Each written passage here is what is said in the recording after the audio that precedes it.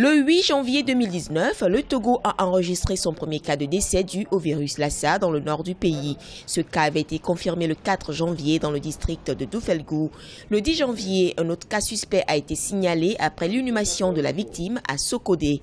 Des tests de confirmation n'ont pas pu être réalisés. Depuis, les mesures urgentes sont prises aussi bien au plan national que sous-régional pour éviter des cas d'épidémie. Ces signes, c'est la fièvre, c'est les vomissements, c'est la diarrhée, c'est un peu les douleurs musculaires et c'est les saignements aussi.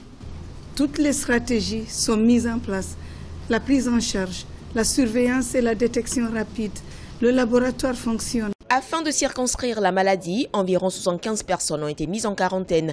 Les mesures d'hygiène sont fortement recommandées pour éviter la maladie. La première des choses, c'est d'éviter tout contact avec ces malades et particulièrement avec leurs excrétions. Dans toutes les maisons, on protège correctement nos restes de repas.